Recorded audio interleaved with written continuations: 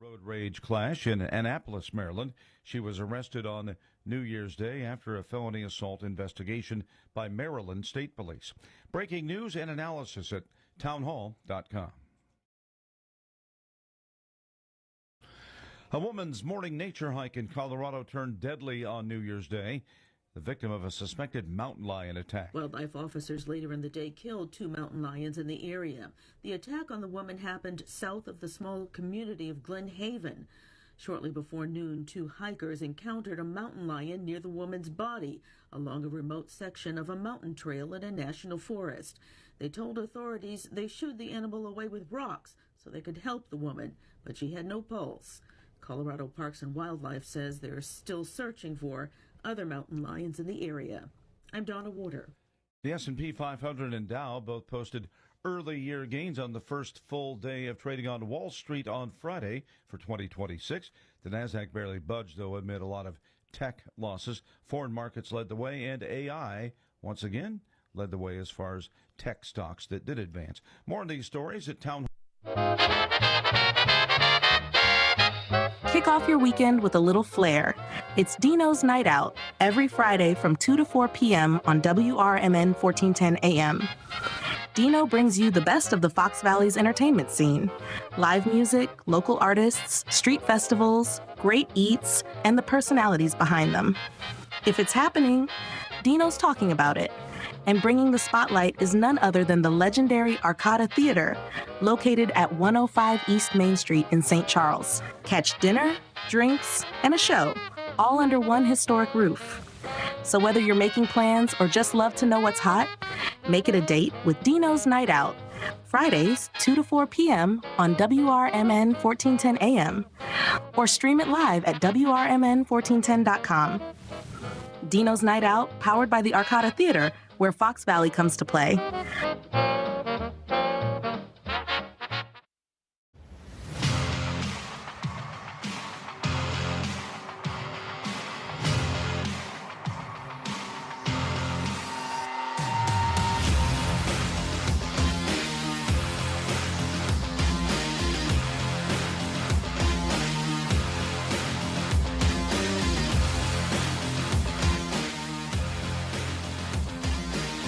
Good morning, Chicagoland area, and good morning to the Fox River Valley. It is your host, Dalton Cooper, here with On the Rise, 1410 WRMN. We are following the Fantasy Football Blitz Show. Hope you got all of your knowledge and insights for the last week, regular season week of the NFL season.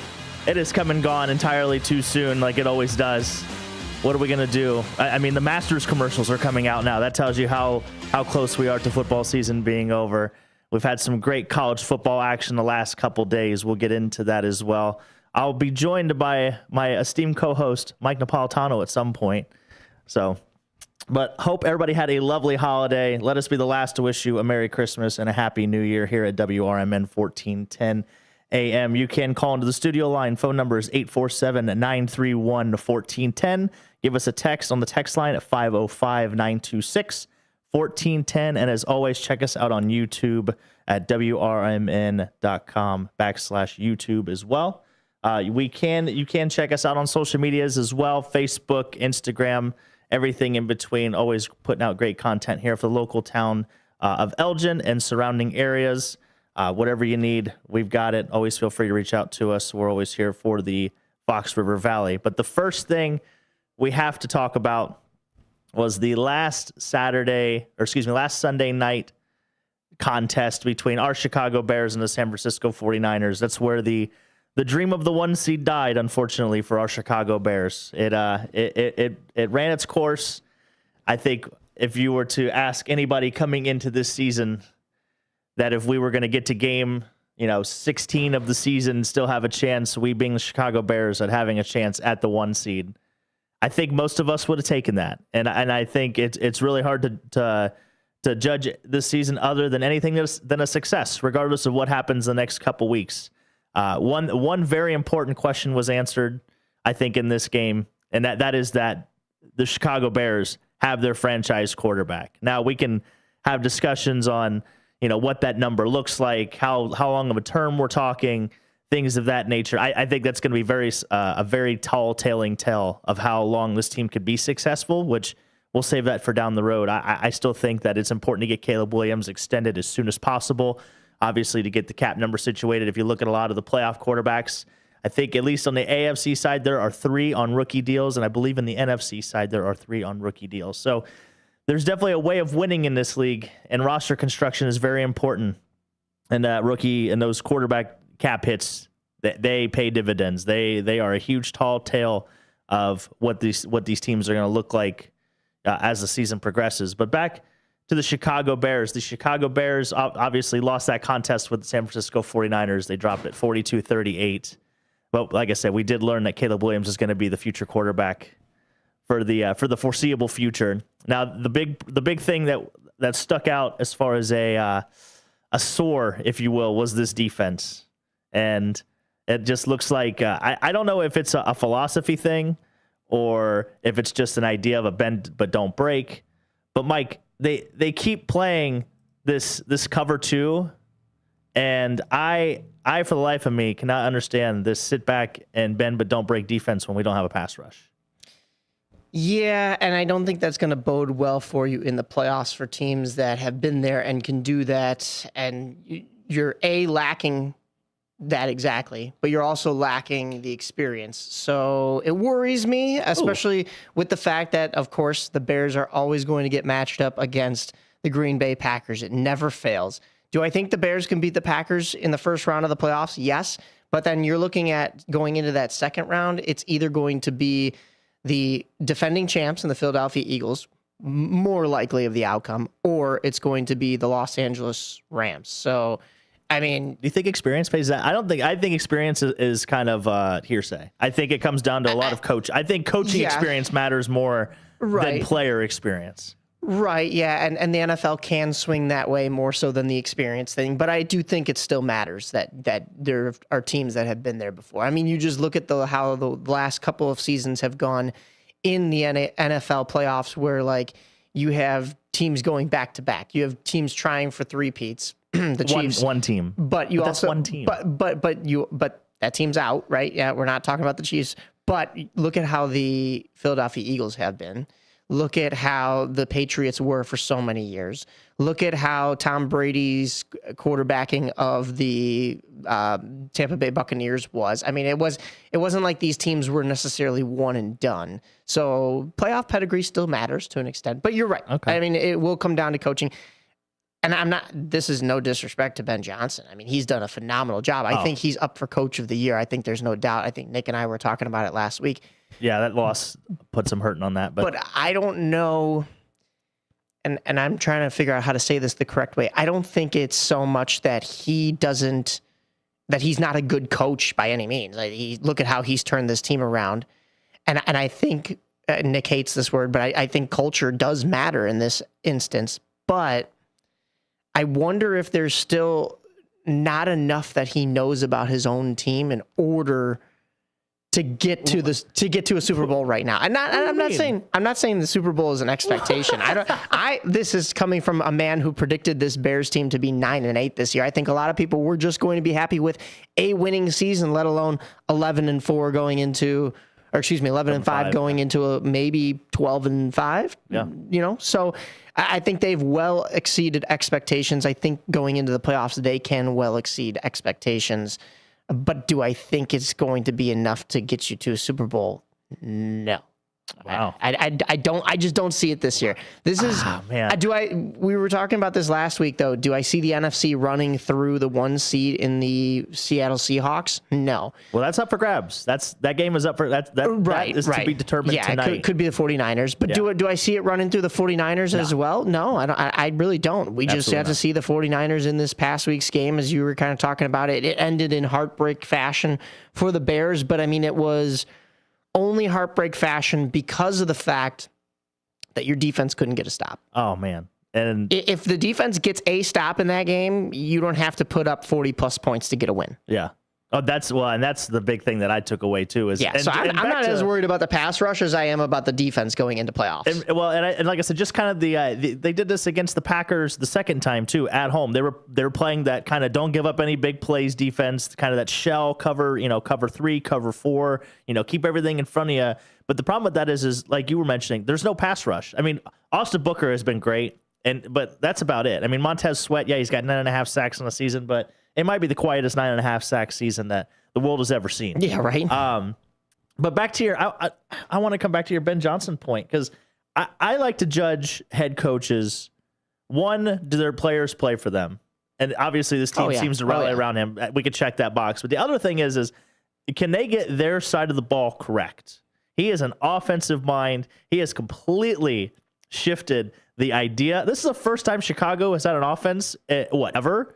Because usually this team has been built on defense. Bears are known for their defense. The best offensive player, arguably outside of Walter Payton for this organization, was a kick returner, Michael. Like Devin Hester, you could argue, I think, might be the second best offensive player. So to come into a historically ridden franchise of non-offensive talent outside of Walter Payton, obviously, shout out to him. But to shift that whole mindset in literally, 6 months, 7 months, give or take, whatever, I think that right there just shows you the success. I mean, obviously the wins are great, and that's building, and that's going to continue to build, obviously, with the culture in place. But to say that Ben Johnson has not been a success, I mean, that would be, or at least even from that standpoint, I think is just throw out the record. I could care less about the record. I mean, the playoffs are going to be great, but I think that is the tall telling point. That's the culture shift the Bears were looking for in this hire. They've got it, and hopefully they can keep it. I'm not saying he's not a success. Don't get me wrong. I'm still, my expectations are still tempered here because this is still year one of Ben Johnson. I think there's a lot more to come in the future. Don't get me wrong, but there's also, a lot of teams that the Bears will have to get matched up against, specifically what looks like in this playoffs that are going to have been to the dance before. They've been in this situation. I'm not talking about the Packers. This is a much different Packers team. Do I think the Bears can get through them in round one? Sure, but are they always a thorn in the Bears' side no matter what? Absolutely. But I think and will they want revenge for that game? But going back to that game specifically, you were talking about the Bears not having an offense for years, generations.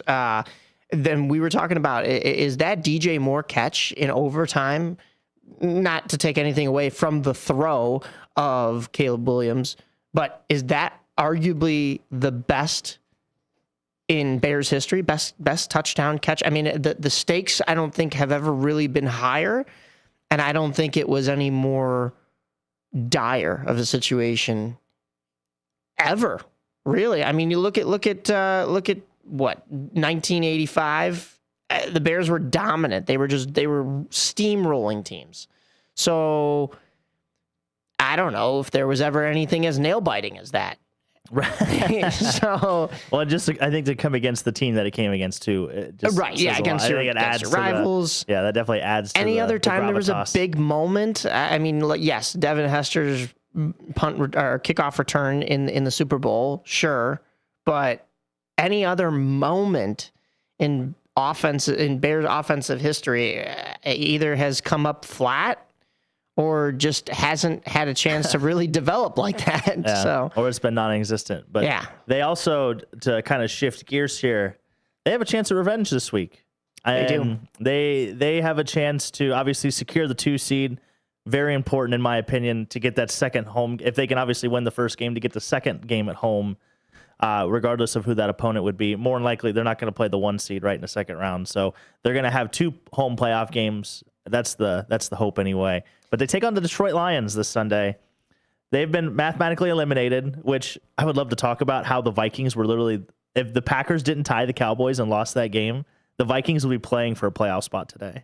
If you think about that. Yeah. So that we should be worried as North fans, as Bears fans in the NFC North. That just shows you how good Minnesota is, because how good this division is. Yeah, I mean, they've had incompetent quarterback play literally all season, and they were 1 game away from playing for the playoffs. But they do take on the Detroit Lions. Dan Campbell is not going to be very happy. The Lions have kind of stubbed their they've had a thorn in their paw the last couple weeks of the season. They're riding a 3-game losing streak and coming into town, but they did beat the Bears, obviously 52-21 in their first matchup all the way back in week 2. Is there something that you're looking forward to in this game? Like what as far as getting ready for the playoffs, what would you like to see? Well, knowing how this first matchup went between these two teams and knowing how probably different it's going to be because both teams are very far away from where they were when they met each other at the start of the season. I'm talking that was a matchup in which the Bears fell to the Detroit Lions. Yeah, week 2. 52-21, allowing 52 points. Do I still think this can be a high-scoring game? Absolutely. Look at what just happened with the Bears and the 49ers. Am I hoping for this to be a high-scoring game? Yes. And why I'm saying that is because Caleb Williams is 270 yards away from hitting 4,000 yards as a Bears quarterback. So that is the one thing I'm looking for this week. Listen, I think the Bears' spot in the playoffs is pretty much as solidified as it needs to be. They've made it. If it's the 2 seed, or excuse me, if it's the 3 seed, which Philly is playing a lot of their backups, which that's the team that could jump into the 2 seed if the Bears lose. Right. So I'm not super worried about seeding right now. You're either going to match up against Green Bay Packers, which surprisingly for Bears fans looks like the better of the matchups, or you're going to face up against a really tough Rams team, right? So either way, it's going to be a tough first round opponent. It's either your rival that's going to play you hard, or it's going to be a very good team. And I think that this is just a case of get Caleb Williams to that yard mark, but also don't get anybody injured either. Like, we saw at the very end of last week, there was a scare with Luther Burden. There is still a chance that going into this game, Jaquan Brisker, Roma Dunze are both going to be questionable. So get everybody healthy for playoffs. I'm not saying to put in your backups like Philly, but I'm saying, just take things slow. You don't necessarily need a win. Detroit, they're not getting a chance to play spoilers. Sure, do they probably want to finish the season 9-8 and have some semblance of a winning season? Absolutely. And that, once again, is a testament to this NFC North. If the Detroit Lions, who are eliminated at the very bottom of these standings, are 8-8, and they could possibly go 9-8 on the season, everybody in this division has a winning record.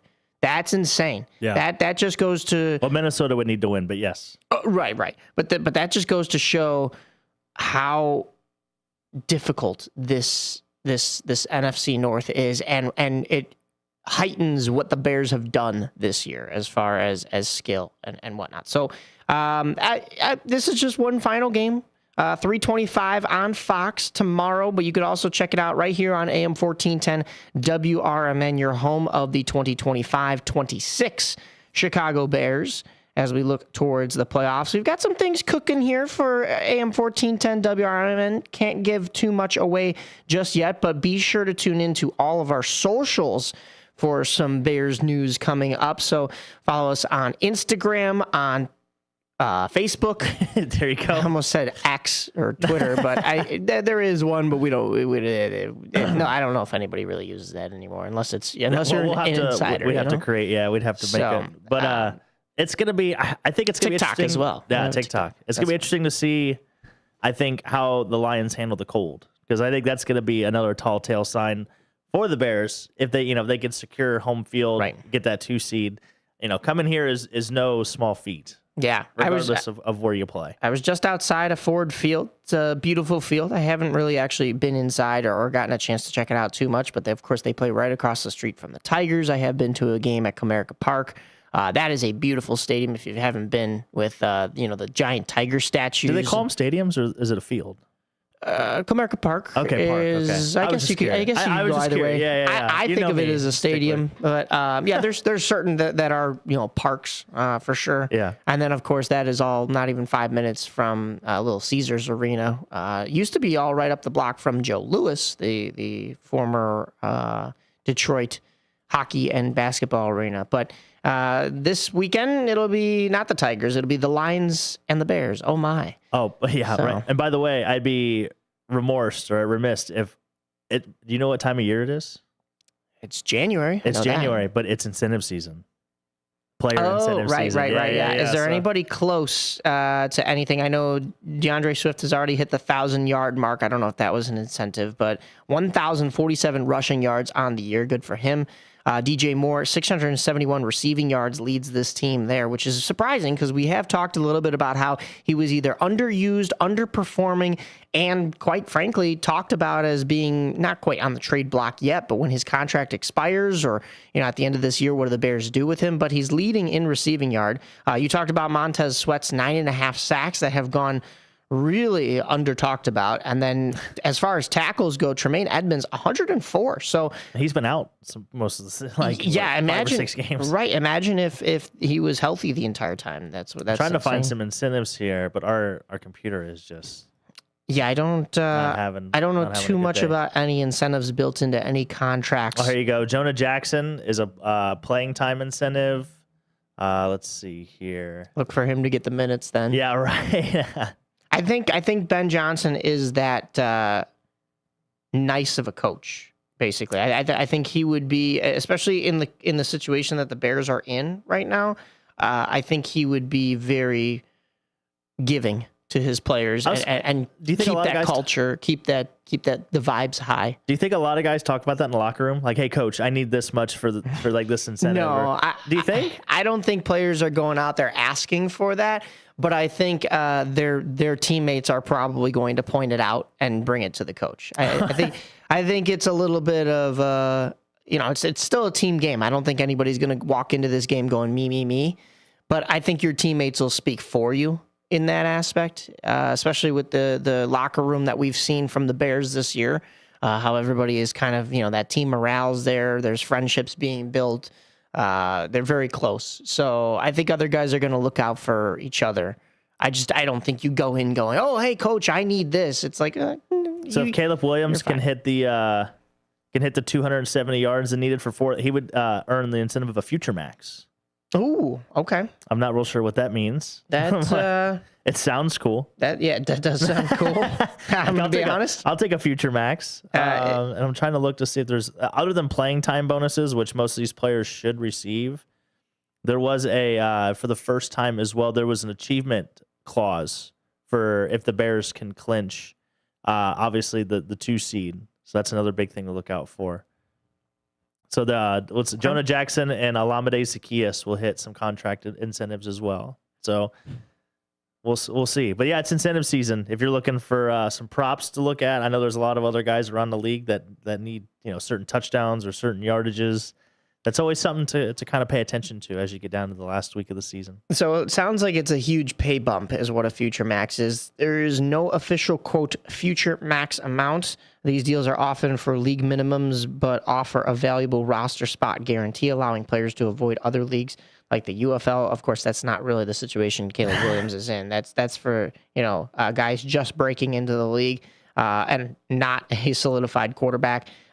Teams stash talent cheaply with potential for big future value if the player develops, but the real max value is limited by the team's salary cap in that future year. So What it sounds like is it would just be a very, very big payday for Caleb Williams, probably bonus or incentive wise. Well, and before you jumped in and joined us too, I was kind of opening the Pandora's box a little bit with I think the true success of the future of this franchise is completely up to Caleb Williams, and not because of his talent, not because of what he does on the field, but how much money he's going to take out of the salary cap. Because if you look at the playoff picture, I think over half of the teams in each conference have a quarterback on a rookie deal. I mean, you look at, I think the Bears, obviously. You look at Washington Commanders. No, they're not in the playoffs. You're just talking about playoff teams. I'm drawing a blank here. Jordan Love's not on one. No. Bo Nix for the Broncos. Drake May. Drake May's huge. Who am I missing? There's another young guy that's out there. Bryce Young. Bryce Young could be. Bryce Young. And also, Stafford didn't take, obviously, a rookie deal, but he did take a team-friendly deal. Right. So, and so did Sam Darnold. Sam Darnold took more of a team-friendly deal on these guys because obviously you're seeing the Mahomeses and the Josh Allens. They're making 50, 50 north of 50, and some of these guys are not taking as much money. And I think that is huge for roster construction, especially when it comes to football this time of year. There's always injuries and X, Y, and Z. So you got to have guys that can, kind of bail water when you need it. So like I said, I think that's going to be the key. I would sign Caleb to an extension as quickly as I could if I'm Ryan Poles. The other thing, too, that's very interesting with him, he's very much like Lamar Jackson. He doesn't have an agent. He's self-represented. Right. So yeah, we'll see what happens. So I think if the sooner you can get, which I don't think you can negotiate until after his second year is done, we'll see. But it's just something to keep an eye on looking forward into the future of the Bears. Indeed. Bears are 2-3 in the division, have a chance to go 3-3 with a win over the Lions tomorrow at 3:25 p.m. That is on Fox or right here on AM 1410 WRMN. Once again, your home for Chicago Bears football in 2025 and now in 2026. Nice. Happy New Year, everyone. We've got plenty more sports where that coming. With the new year brings a lot of new things, not just the NFL playoffs coming up, but we also have the Winter Olympics in Milan. We have the World Baseball Championships. We have the remainder of the NHL, NBA season, and a lot more on the horizon. Stick around because it's all right here on The Rise. Myself and Dalton Cooper, AM 1410 WRMN.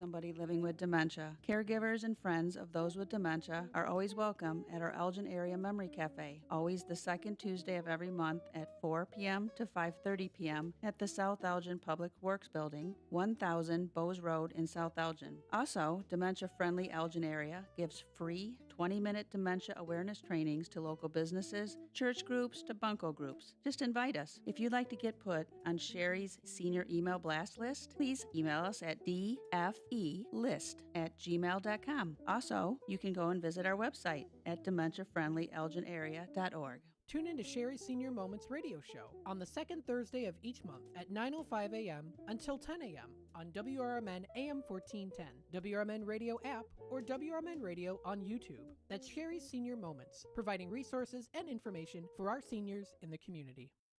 Want to read some action-packed, exciting pulp fiction? Read the works of Michael Tooman, now featuring the international crime thriller, I Married a Bot Madam. Available on Amazon in hardcover, paperback, and Kindle editions. The paperback is also available at other book retailers. Check out Michael Tooman's webpage at Silink.net.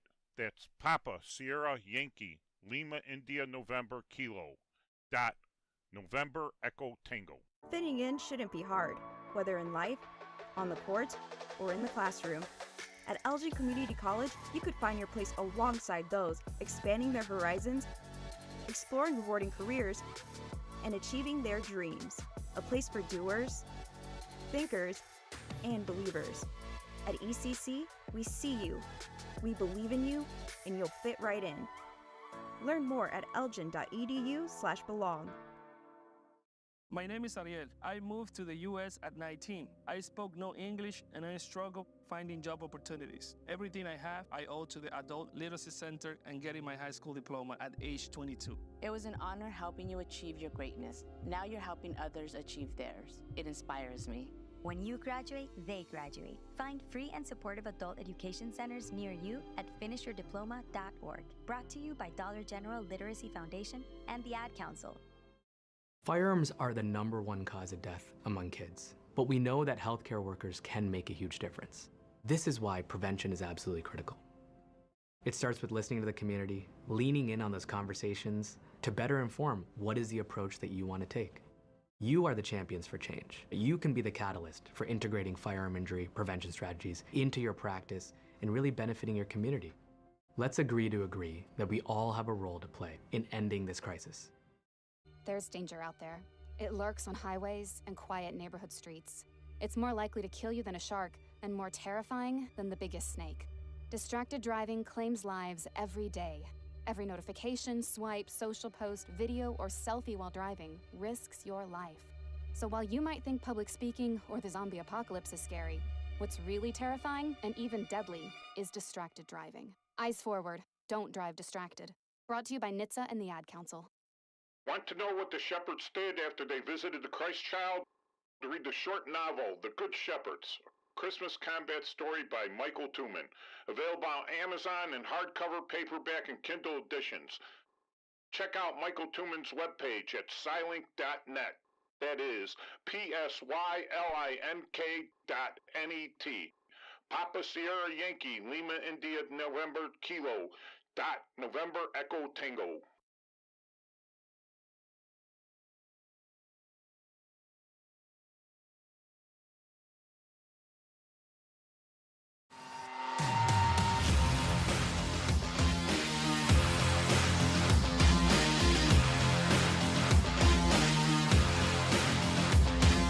Welcome back. You are listening to AM 1410 WRMN. You're listening to On the Rise here, part of your River Media Network Sports Saturdays. Sports. As we continue on here, of course, you got your Bears news in. And now it is time for what I think we have all been waiting for. Yeah, is that true, Patty Kane? Wow. Well, some of us have been waiting for. I think a lot more people are waiting for the stadium to be built in Milan. Chop, chop. And let's make sure that that's ready to go. It is the Olympic rosters for both the United States and Canada. Of course, there's a lot more countries that have been announced, but of course, your NHLers, those are going to be in those two rosters mostly. And there's a lot of talk about who is and isn't on both of these teams. I think there's more talk about who isn't on these teams. I think so. Actually, who is on the team? Do you think, and we'll get into the nitty gritty, but do you think both Canada and U.S. are maybe overthinking it a little bit and trying to construct? I think the theme for both Canada and the U.S. has been, look at what the quote was in Miracle on Ice, 1980, in the actual movie. Am I trying to fill out a roster or am I building a team? Do you think both teams are maybe overthinking it a little bit with trying to, quote unquote, build a team rather than fill out a roster with just, some of the best that there is? I don't know. I think there is a little bit of overthinking. I think there's a little bit of like grandfatherness going on a little bit. Because the fact that, I guess the one big thing that stuck out to me is that Drew Doughty is on Team Canada. There's grandfatherness there. Probably shouldn't be there. That, in my humble opinion, he's maybe a little past his prime. I think the size of the ice does more dividends for him than if they were actually playing on Olympic style ice. Because I think by this age, what is he, 37? I think, or 36? Yeah, a little bit of that, and you keep bringing this up in our group chat that it's not going to matter because they have McDavid and McKinnon and McCarr and X, Y, and Z. So I'm glad you brought this up. I think from a roster construction, and their goaltending is going to be that's what really showed me the light on this too, is the fact that Jordan Binnington is on the team and he's the second best goalie on his own team right now. Right. So I don't know. We'll see. I mean, you're on Team Canada, so go ahead and tell us why they're going to win. Listen, I want to preface this. This is the whole reason I wore this today, is because just to make sure there was no questions. I don't want there to be any question. For those just listening, I'm wearing my USA Kane jersey. We'll get into both Kane and his snub from Team USA as well. I think that one is the opposite of the grandfathering. And as much as I love Patrick Kane, I do think that one is a little bit justified. I think, I'm not saying Patrick Kane's any slower by any means, but I think the USA is building a fast team. And it's just, Patrick Kane is not what they're looking for right now. Is that why Cole Caulfield was left off? Right. Yeah, there's that. Yeah. So yeah, exactly. I don't know. But listen, I want to make it very clear that I am a U.S. citizen. I am rooting for Team USA through and through, but at the same time, look at what just happened in the Four Nations face-off. And yes, that was the excuse for an all-star game, but those players took that tournament seriously. And it was a smaller, condensed tournament, right? But it was still best on best. And you look at how best on best is going to go now that Macklin Celebrini is in the league, now that, Connor Bedard's in the league, but he's not going to be on Team Canada, and we'll get into that in just a little bit. But I think the Canadian roster just got even better. And it was hard to beat the Canadians to begin with for Team USA. Yes, they took them to overtime, but you left Connor McDavid, the best player in the game, wide open in the slot. That doesn't happen if you're outmatched and outplayed. You may have taken that team to overtime, but I think you had to claw and fight tooth and nail just to get to overtime with that team. Yes, you beat them in the round robin. There were those 3 fights. You set the tone. You played your style game. You pinched Canada off, but you weren't able. So proud. You weren't able to do it when it count, right? when it counted. So when I look at going into these Olympics, I think Canada just got better. And I think, and I know the point that you're going to bring up is the USA just won back-to-back golds in World Juniors. Well, they just got beat too. They did just get beat. Yeah. And we'll get into that with the, not just the World Juniors, but also in the World, World Juniors. Yeah, they got beat by Finland, World Juniors right now. But also in the World Championships, excuse me, not World. Yes, this is World Juniors. I didn't misspeak, but also in World Championships, the USA has had success. But I think what you're seeing in those tournaments is Canada getting picked apart from the talent that they actually have, because they have the grandfathered talent that does still deserve to be there in the Sidney Crosbys.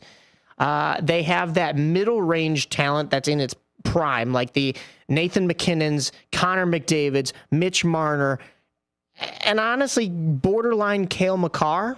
Yeah, let me. And my borderline, I don't mean borderline talent. I mean like borderline that age group. Yeah. And then you have the really young age group of the Bedards and the Celebrinis, and Gavin McKenna is coming up. So you have the Canadian talent spread out amongst pretty much every age. And I'm not saying it's not for the Olympics, for the U.S., but it is that way for Canada, despite them not taking Connor Bedard and Gavin McKenna not being here yet.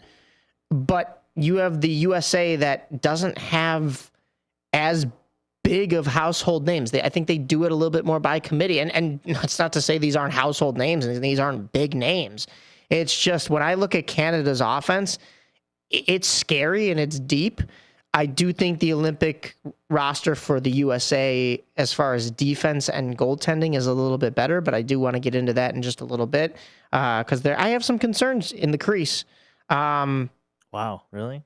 And just to name off the forwards for Team Canada, you have Macklin Celebrini, Anthony Cirelli, Sidney Crosby, Brandon Hagel, Bo Horvat, Nathan McKinnon, Brad Marchand, Mitch Marner, Connor McDavid, Braden Point, Sam Reinhart, Mark Stone, Nick Suzuki, and of course, the most loving character of them all, Tom Wilson.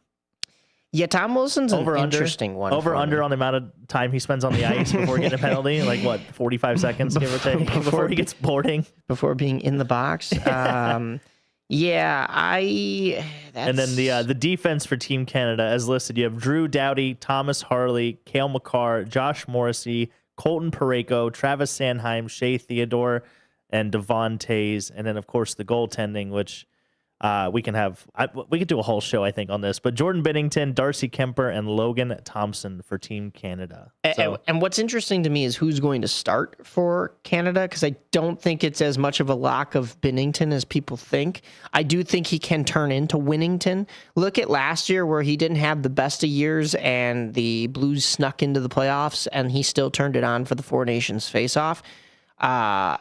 Will he do that again here? I don't know, but Logan Thompson has been on fire. So even though people are thinking that he might be their third option, I think really he's maybe not only their backup, I think maybe he starts a few games. I mean, the last year and a half, he's been great for the Wash. I mean, ever since he's put on the Capitals sweater, he has been amazing. And I mean, Darcy Kemper has been great too. He had basically a career year last year, outside of obviously winning a cup and whatnot, but he had, I think he tied for his goals against last year. I think it was like 2.5, give or take. He had a great save percentage with the Kings. Obviously, the Kings had their meltdown, but that was not because of Darcy Kemper. Yeah. So, I mean, when you look at this Canadian roster, I mean, people say that they're weak defensively. Devon Tays and Cale Makar are a really solid top line. I think that Josh Morrissey and Shea Theodore's second line is pretty good as well. Sanheim and Parenko, maybe it drops off a little bit, and then you have Drew Doughty and Thomas Harley, like you said, and maybe Drew Doughty's a little bit past his prime to be on this team. But I don't think Canada missed too much other than with maybe the addition of Anthony Cirelli, who is also listed as an extra forward. So it's not like he's going to be getting a whole lot of time. He's there for PK. But he's there with his teammate from the Lightning, Braden Point, when they played together. You also have Brandon Hagel. And I think a big factor in this is John Cooper's getting a lot of the say in what goes on for Team Canada. And I'm not saying he's favoring his own guys. I'm not saying there's any favoritism going on. But there's a little bit of bias in these selections. True, but I think he knows what he's going to get from some of these guys. Yeah. He's coached them. He sees them firsthand. He understands what he needs them for and what he needs from this team. And they fit that mold, which is why I'm saying even Team Canada with the all-star put together of Sidney Crosby, Nathan McKinnon, Macklin Celebrini, Connor McDavid, Cale Makar, Devon Toews, there is still an element of, hey, we need some role guys in here. I think Tom Wilson's one of those as well. So Tom Wilson, Anthony Cirelli are really my only two that are like, all right, well, you already have Brad Marchand. I'm not saying that he's as big and physical as Tom Wilson, but he's that agitator. Yeah. I don't know why you also Sam need Reinhart. Tom Wilson. Sam Reinhart probably fits in that category as well. Sam Reinhart, another Sam that got left off the list, Sam Bennett. So I think your biggest two snubs, and people have gone back and forth, there's a couple different names, but I think your biggest two snubs for Team Canada are Connor Bedard, and I understand we're going to get into the health factor of that. Connor Bedard and Sam Bennett are your biggest two. Sam Bennett, two-time Stanley Cup champion with the Florida Panthers. I think you're taking his teammate Sam Reinhart. I don't know how you leave Sam Bennett off. You got to have the Sams. Yeah. But when it goes to Connor Bedard, I understand that they're worried about him being injured and not fully healthy or not enough time being fully healthy before these Olympics start, or at least the camps start. But if you're taking Anthony Cirelli as an extra forward, why can't you take Connor Bedard as an extra forward just to get him into the Olympic Village, just to get him to see what it's going to be within the next couple of years? Because that is the future of, and I'm not saying Connor McDavid is going anywhere, but that's one of your big future pieces on Team Canada. And it seemed to me, injury aside, this was made clear by one of Charlie Meliodas' tweets earlier in the week. Got to shout out our buddy. It was made clear by Team Canada that even if healthy, they weren't really looking at Connor Bedard. Yeah. If you're looking at Macklin Celebrini, who is posting pretty much the same numbers in the NHL as Connor Bedard right now. Oh, come on. But Celebrini is better than Bedard right now. You can there is no argument that does Celebrini play as much of a two-way game? Because one of the things Jeff Blashill, his team is winning more, but his team I think is a little bit further along in their rebuild than the Blackhawks are, which is surprising because I know that they were. I don't know. There's better defensemen on Chicago than there are in San Jose. I mean, you have Dmitry Orlov and John Klingberg, who are both definitely the back nine of their careers. True, but I think there's that veteran presence there. Is there a goalie on San Jose that is better than Spencer Knight? No, and I'm going to get into Spencer Knight in just a minute too, because that's another one that irks me. And before we get too far, can we talk about how Bo Horvat made it based on what he's done this year, but then they turn around and deny Mark Scheifele? Mark Scheifele's another big snub. Yes. Literally, Mark Scheifele has been, I mean, if you play fantasy hockey, he was the steal of the draft the last 2 seasons. Like, you could have got him at like an average draft position of like 150, like in some leagues. So the fact that he's, 80, 90, 100-point player, point per game, obviously he had the whole thing with last year in the playoffs with, his dad passing away and just all the stuff that he's been through in the last like year or so. I just couldn't believe they left Mark Scheifele off this. And then the other big snubs were the Colorado goalies. Neither one of them, Mackenzie Blackwood, the Woods, nor Isn't it so funny that they played in Colorado together? Then they both got traded, went their separate ways. Both went to New Jersey together, and then now they're both on Colorado again together. Like the Woods always stick together. They have 2 regulation losses the whole season so far? Yeah, right. Yeah, it's insane. Listen, okay, Macklin Celebrini, I understand right now, has 22 goals and 40 assists. Connor Bedard has 19 goals and 25 assists, but Connor Bedard has been injured for a little over a month at this point. I think when you go back to before the injury happened, these two were keeping pace. And if Macklin Celebrini was to get injured right now, I think the Sharks drop a little bit, but are still basically the team that they are. Without Macklin Celebrini. No way. 62 don't get me wrong. Glasses off. Come on, no. This has nothing to do with biased glasses. Macklin Celebrini is tied for third in the league in points right now. Actually, no, he's sitting there cleanly. McDavid and McKinnon are tied at first with 70 points. But what he's doing, I'm not taking anything away from what Macklin Celebrini is doing. But Macklin Celebrini, if you take him away from the San Jose Sharks right now, where are the San Jose Sharks sitting in the standings? They are currently... They're probably in the basement, down with the Jets. Yeah, 40 games in, they're 20, 17, and 3. They have 43 points. You take Macklin Celebrini away, yeah, sure, maybe they drop a little bit. They're not the worst team in the league if they drop. Will Smith is still there. Okay, he's hurt. He's on IR. But that's another thing too. Is like this is all hypothetical. Michael, so if Will Smith is there, you're live on the radio right now. I just want you to know that. Yeah, okay. I know what I'm saying. Okay. Look at this. Sharks. You understand that Macklin Celebrini right now is a 1.5 player per game. He's on pace for 127 points this year. He's shooting as a 19-year-old. He's shooting 17.5% at 3 shots a game. Yes. Yeah. I understand that. That is elite. I understand that. Don't get me wrong. This is why I'm saying I'm not. Face-off win percentage is higher than Bedard's. I'm not taking anything. Yeah, and face-offs. Yeah, I don't think Bedard should be really at the point these days. I agree, but that's the spot that he's in. But what I'm saying is I'm not taking anything away from the 19-year-old Macklin Celebrini. What he has done is nothing short of impressive. But you take him away from this Sharks team right now, and I don't think they drop to they're not in even with Macklin Celebrini, they're not in a wild card spot. With Connor Bedard, the Blackhawks were in a wild card spot. Without Connor Bedard, they are the worst team in the league. They fluctuated. They are 1-6-1. They fluctuated. I'll give you that. Okay. Points, goals, that total would have been the same if I think Connor Bedard wasn't injured. But also, you have to take into consideration the things that these players do away from point totals. And yes, faceoffs are one thing, and Macklin Celebrini has Connor Bedard in that aspect. But the edge that Connor Bedard has in a 200-foot game and an energy that he brings to Chicago that he probably would have brought to this Canadian team, how can you tell me that these are two drastically different players? They're not. They're very similar. But I don't think they're similar in the role that they bring to a team. So why can you easily, no doubt, take Macklin Celebrini and not take Connor Bedard? There's got to be something in the room that we don't know. That's what I would say. I don't understand it. But, I mean, when you look at them physically, too, they're both, Macklin's 19, Connor is 20.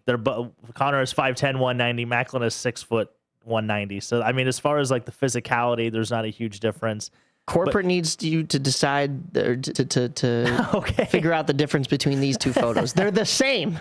They are the same. Yes, Macklin Celebrini maybe has a little bit of an edge, especially because he's doing it at 19, and it's impressive to see. And maybe a lot of people don't see that, or a lot of people think I don't see that because it's happening in San Jose and not in Chicago. Do you think, I just thought about this too. Do you think Bedard's in his 3rd year, Macklin's in his 2nd year? Yeah. Macklin got hurt his rookie year. Right? Yeah. Bedard really hasn't battled with injuries too much until this year. He had the jaw. That kept him out almost 3 months. He played 68 games, 82 games before coming into this season. Yeah. So, and I think Macklin played 68 his rookie year, I believe. Yeah, so about the same. So about the same.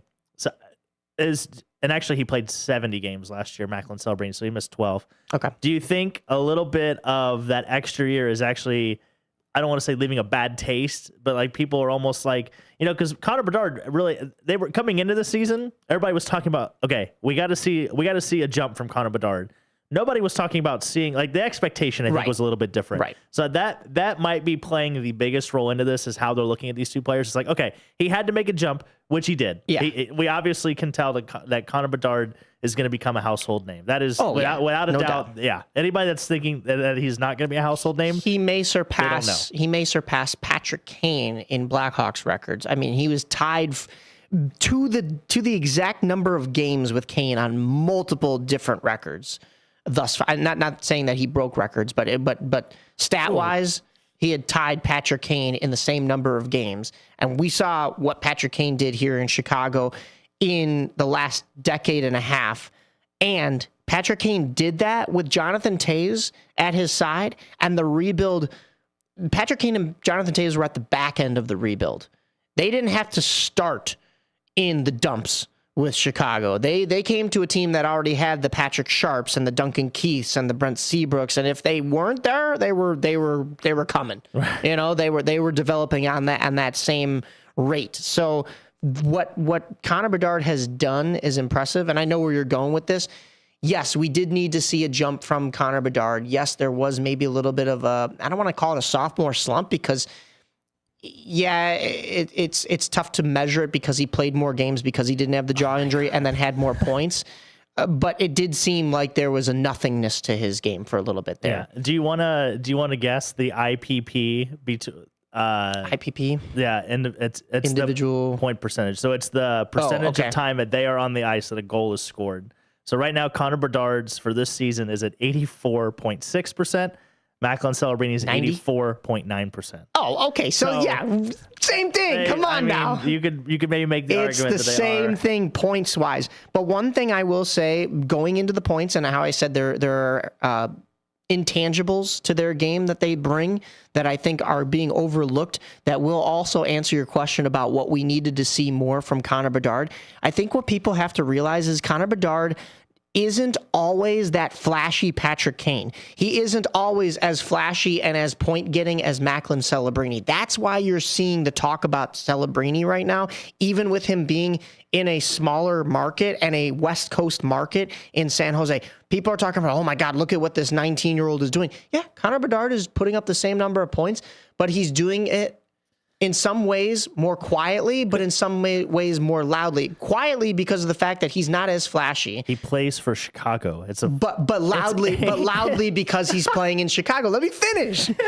Quietly because he's not the Patrick Kane that is going to stick handle through 4 different guys and score. Sometimes he is, but I think he's more of a play breaker than a playmaker. I think Connor Bedard is that setup man that just creates space out there for his teammates, sometimes for himself. Sometimes he just has that high hockey IQ.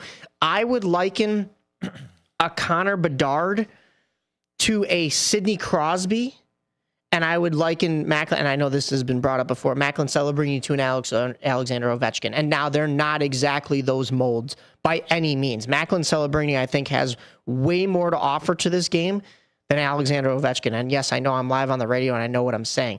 Don't get me wrong. Alexander Ovechkin is the greatest all-time scorer in hockey history. But is he the best overall player? No, Wayne Gretzky is. Exactly. So he has records that have not even thought about being broken. So I think when you look at, if you create a scale, Gretzky's on one end of that scale and Ovechkin's on the other end of that scale, I think Macklin Celebrini is perfectly in the middle. He brings that goal-scoring flash that Ovechkin can, and I think he brings that all-around play that Wayne Gretzky can. But Connor Bedard's on that same scale, and he's right there with Macklin Celebrini. Maybe leans more towards that Gretzky side, though, is what I'm saying. He has that overall, he sees the game like a chessboard rather than getting those flashy goals like Alexander Ovechkin. Neither one of them are Patrick Kane. Nobody is Patrick Kane. Nobody has the hands like Patrick Kane. But just to poke a hole in your theory just a little bit here, too. So that when you talk about taking Macklin Celebrini off the Sharks, where would they be? Okay, do you know how many points Connor Bedard has? He has 44 points this season, 44 points with injury. Correct. The next highest player on the Blackhawks, Tyler Bertuzzi, 30 points, right? 30 points, 37 games, almost point per game. And he's done well. So what is that? That is So you're saying there's not as big of a drop off because there's a 14 point difference in difference there. Yeah. Macklin Celebrini, 62 points, 40 games. The next highest player is literally Will Smith, who is still on the IR, has been there for 2 weeks. I have him on my fantasy team, but 29 points.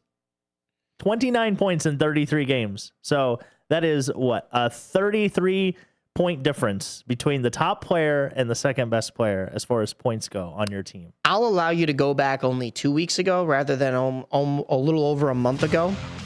And we can continue this conversation on the other end. Now we got to talk about Team USA on the other side. Yes. Yeah. We're American. This is Elgin. Yeah. I'll say this. you got to take out the injuries.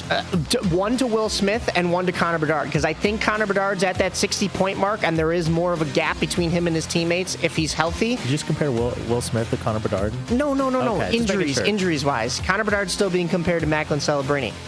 Take out Bedard's injury, I think he's closer to Macklin Celebrini in points. Take out Will Smith's injury, and I don't think there's as big of a gap in points on that Sharks team. And I think it looks a lot more like that Blackhawks gap. Or maybe there's a bigger gap with the Blackhawks between Bertuzzi and Bedard. We will talk about it because we'll talk about some Blackhawks hockey right here on AM 1410 WRMN. You're listening to On the Rise. Myself, Mike Napolitano, and Dalton Cooper on the board as part of your River Media Network Sports Saturdays. Are you dreaming of a getaway? Want to leave the stress of daily life behind? Whether it's a relaxing cruise or an adventurous land escape, planning the perfect vacation doesn't have to be a hassle. At Cruises International, they specialize in vacation destinations, land and sea, making your dreams come true. Located at 1721 Moon Lake Boulevard in Hoffman Estates, Cruises International isn't just about booking travel. They're your personal concierge, trusted travel advisor, and advocate. Your preferences are unique, and they'll take the time to understand exactly what you're looking for. From personalized service to their global network of specialists, they ensure that your vacation is tailor-made just for you. It's time to plan the vacation of a lifetime. Call 800-255-7447. That's 800-255-7447 today and speak to a cruise and vacation expert. Cruises International. It's time to set sail to your dream destination. Your hometown radio station since 1949. We are WRMN AM 1410. Elgin time, 11 o'clock. Breaking news at Town Hall. I'm Bob Agnew in Washington. Correspondent Luke Garrett reports U.S. strikes on Venezuela have led to the country's leader being captured and flown out of the country. The apparent attack itself lasted less than 30 minutes. Trump said in his social media post that the strike was carried out successfully. It comes after the Trump administration has escalated pressure on Maduro, who has decried U.S. military operations against alleged drug traffickers as a thinly veiled effort to oust him from power. Meanwhile, President Trump is now addressing the nation about the attack and its implications. He says the new partnership with the U.S. and Venezuela will revive the country's productive oil capacity, benefiting both countries, including the people of Venezuela. This partnership of Venezuela with the United States of America, a country that everybody wants to be involved with because of what we were able to do and accomplish, will make the people of Venezuela rich, independent, and safe. The FBI announced Friday authorities disrupted a potential terrorist attack planned for New Year's Eve in North Carolina by an 18-year-old terror suspect who'd been reading ISIS materials. And eventually reached out to what he thought was a member of ISIS. In reality, it was an undercover agent with NYPD in New York. And the man is now in custody. President Trump angered some fellow Republicans with his end-of-the-year vetoes this week. The president used his veto pen for the first time in his second term, rejecting two bipartisan natural resources bills. One of those bills, for a drinking water pipeline, was sponsored by Republican Congresswoman Lauren Boebert of Colorado. She's a longtime Trump ally who broke with the president over releasing the Jeffrey Epstein files. Boebert wrote online that she hopes the veto has nothing to do with political retaliation. She went on to say, "This isn't over." Greg Clugston, Washington. More on these stories at townhall.com. Coverage varies by plan. View contracts and exclusions at endurancewarranty.com. This is an announcement to all United States vehicle owners who own a 2003 or newer vehicle with a manufacturer's warranty about to expire, or no warranty coverage at all. With a struggling economy and the cost of living on the rise, Endurance is now offering an affordable, low-cost vehicle coverage plan to the general public. As of today, you could be one of millions of drivers that now may qualify to have your vehicle protected under this coverage and have all future covered auto repairs paid directly to the repair shop for you. You pick your plan. You pick your deductible. You even pick the repair shop. Roadside service, towing, and rental coverage is included. Get your vehicle protected now and save your wallet from costly vehicle repairs. A toll-free number has been established for you to call for your free 5-minute quote and to see if you qualify. The number to call is 800-298-9534. 800-298-9534. Again, that's 800-298-9534. A woman has been arrested in a Maryland road rage incident. Here's Bill Alexander. Not just any woman, but a Washington, D.C. police sergeant. Kayla Cruz is accused of pulling out a gun and a crowbar during a road rage clash in Annapolis, Maryland. Cruz was arrested on New Year's Day after a felony assault investigation by Maryland State Police. The victim told troopers that the suspect brandished a crowbar and then the firearm during the incident. Kayla Cruz was identified as the suspect and arrested near her home. That is Bill Alexander reporting. The Oxford Bus Company in the UK is taking inventory. The company has more than 4,000 lost and found items collected in 2025. Things you might expect: keys, mobile phones, umbrellas, purses, and wallets among the most common, but a few more unusual things as well. A bag of rubber ducks, box of fortune cookies, an inflatable dinosaur costume among the findings. Breaking news and analysis at townhall.com.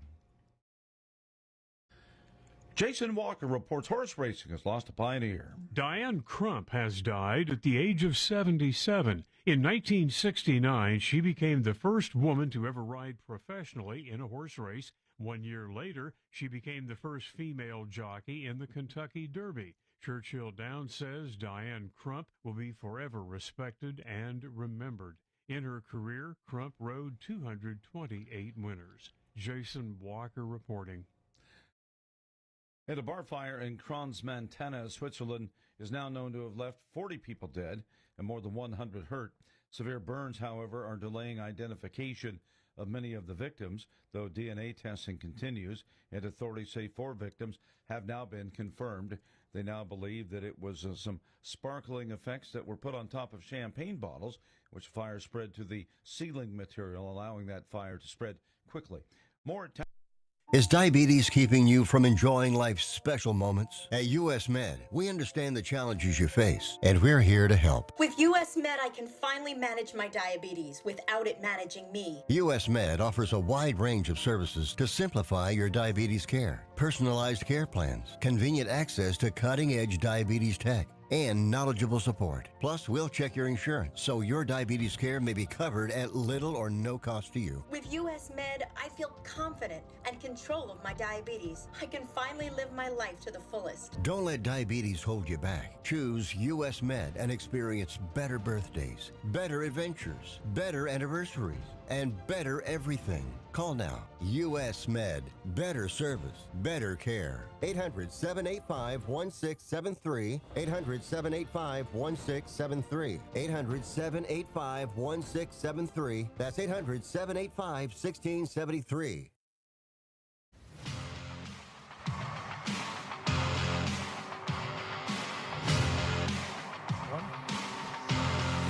Welcome back to AM 1410 WRMN. You're listening to On the Rise. Dalton Cooper on the board. Myself, Mike Napolitano. We're here as a part of your River Media Network Sports Saturdays. You can check us out on YouTube. That is WRMN 1410. And jump on in the chat with us. You could also text 505-926-1410. That's 926 1410, or jump on the phone line with us if you have some takes. 847-931-1410. That is 1410. Yeah. Please call in and tell Mike how ludicrous he sounds. How delusional I am. How much of a homer you are. I'm about to sound like an even bigger homer because we were talking about this during the break. Not only do I think, and now we've talked about Team Canada, and I think we were right with the 3 biggest snubs: Sam Bennett, Connor Bedard, and Mark Scheifele. Questionable, to say the least. I'll circle back to a question I have about Team Canada, but we need to talk about Team USA. And just for the people that don't know, too, I'd hate to cut you off real quick, but the GMs, so Bill Guerin, right? Billy Guerin, yeah. Guerin is of the Minnesota Wild. He's like the constructor of Team USA. And then Doug Armstrong of the St. Louis Blues is kind of the constructor of Team Canada. I don't think we mentioned that in like the last half hour. Yeah. So John Cooper's the head coach, but Armstrong is so there's a little bit of say, if you will, the GM. Yeah, so there's a little bit of say in that regard. For Team USA, do we want to list off the actual? Sighing. I got it right here if you'd like it. I'm not. Yeah, I guess I was sighing. But yeah, go ahead and list off who we have. For your forwards for Team USA, you have Matt Boldy, Kyle Connor, Jack Eichel, Jake Gensel, Jack Hughes, Clayton Keller, Dylan Larkin, Austin Matthews, JT Miller, Brock Nelson, Tage Thompson, Brady Tkachuk, Matthew Tkachuk, and of course the ageless Vincent Trocheck. A lot of really good names in there. Now, no names in this roster, I think, pop off the page as much as a Connor McDavid. Connor McDavid's the best player in the game right now. It's hard to do that. I think the second best player in the game right now, and if you're looking at the points, Connor Bedard? No. God, not that much of a homer, I promise. But no, when it comes to points, it's easy to just look at who's leading the league, right? And you'll get your best two players right there. The second best player, right behind Connor McDavid, to me, is Nathan McKinnon. Yeah, and 100%. So you're really at a disadvantage if you're not Canadian right off that bat. Who's the best defenseman in the league right now? Cale Makar. Well, it depends on what aspect of defense you're talking. Like a scoring defenseman. True. Yeah. Offensive defenseman, I think you lean towards the U.S. a little bit because this defense is much better. I rattled off the Canadian defense, and I know you rattled off the U.S. defense, but one more time here, some of those big names: Quinn Hughes, Brock Faber, even Charlie McAvoy, and listed as a fourth pairing, Zach Werenski and Jacob Slavin. And I mean, I know Werenski's getting a little older, but I think both Slavin and Werenski bring, once again, intangibles to this team. Just even being in the locker room, being around this team, I think that's very important. And I'm not going to take anything away from Seth Jones. I mean, he left Chicago and went on to win a cup. I always liked Seth Jones until he said a couple things about people here in Chicago, whether it was before he won the ring and or after in Celebration. I know you're going to do that in Celebration, but I still think that he had that talent. I mean, we saw him play 60 minutes in a game once for your Columbus Blue Jackets against the Tampa Bay Lightning in a, what was that, quintuple overtime game. Nice. Wow, you know that one. Nice. Yeah. There you go. So that was on my birthday in August. That was like the greatest birthday present I've ever gotten. Honestly, Seth Jones was like, you know what? It's Dalton Cooper's birthday today.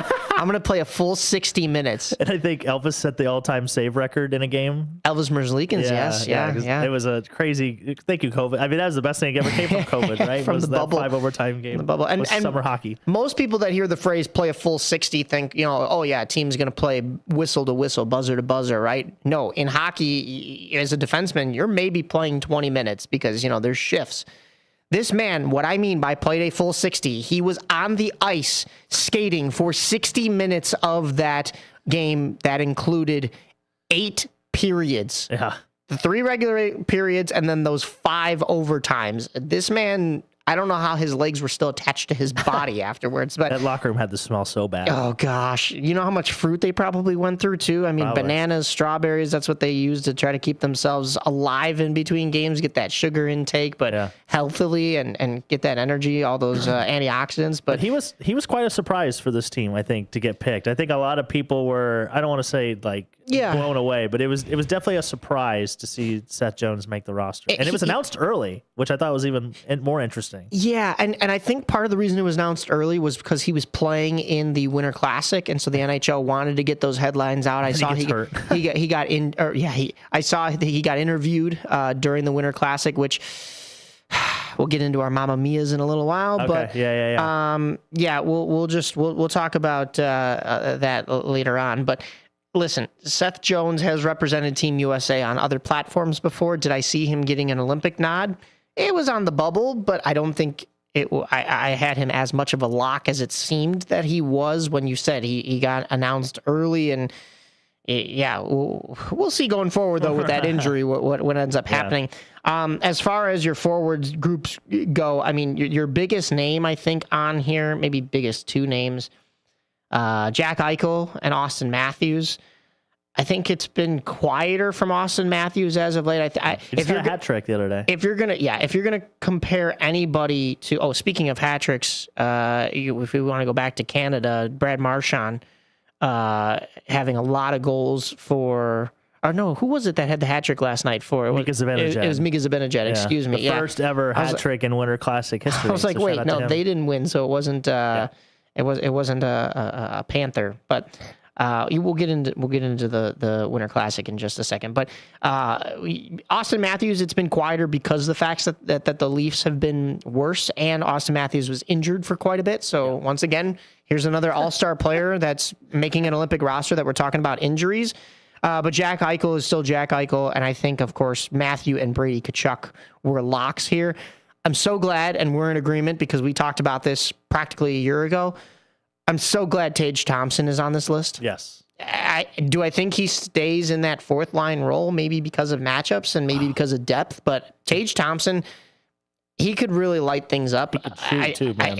I think he should be either a third liner or quite possibly a second liner. But I think it has to do with matchups and line combos. Imagine this: a Tkachuk on each side of him. Oh God! Could you imagine? Oh my goodness! That's a lot of body on the ice. Those are some big boys. That is a scary line right there. Yeah. I mean, he's 6'5". The Tkachuks are probably 6'2" and 6'3" a piece. That's a big line. That could scare the skill of Canada right there. That is what's happening. Tom Wilson's out there, but we'll see.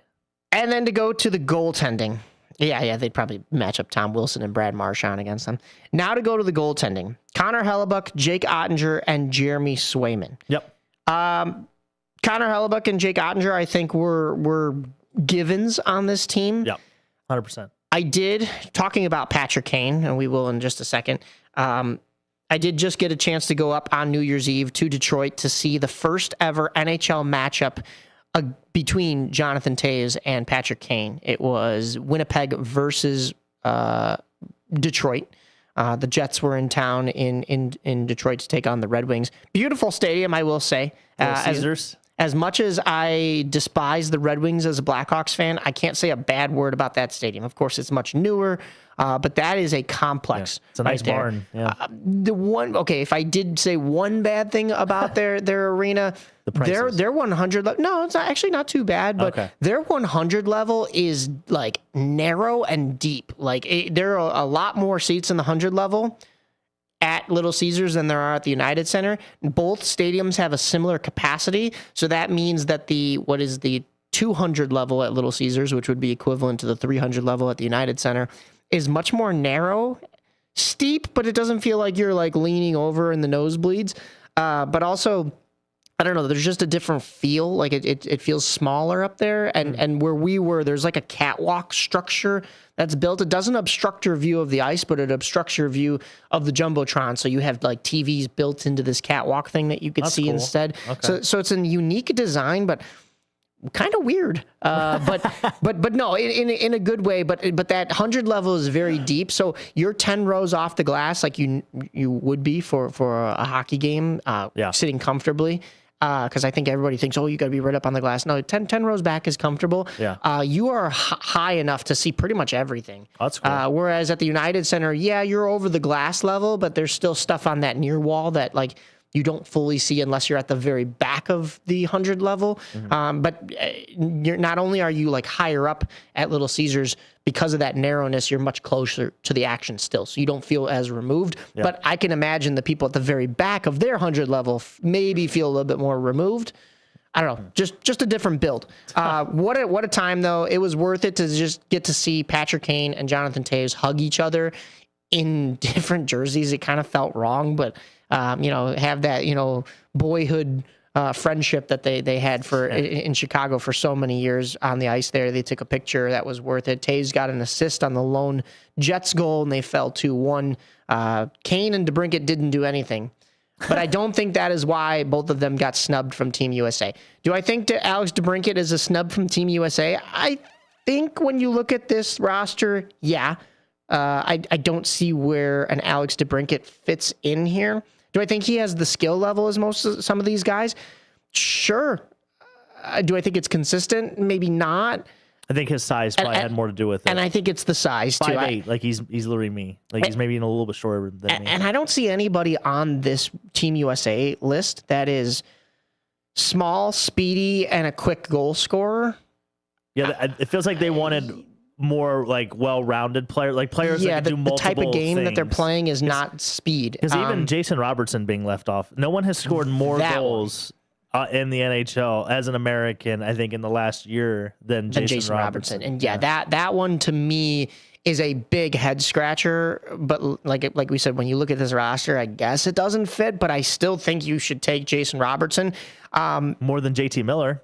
More than JT Miller. Are you kidding me? JT Miller's on this team, and not only has he given up in Vancouver, but there's literally clips of him not back checking. He's in his own slot, just staring at the play when the puck goes in the back of his net in New York. I mean, what are we? We're taking JT Miller to the Olympics on Team USA over Alex DeBrincat, Jason Robertson, and Patrick Kane. Now, Patrick Kane is the opposite of the Drew Doughty situation for Team Canada, where there's grandfathering happening. This is grandfathering not happening. And do I think? Am I trying to say I think Patrick Kane deserves to be on this team?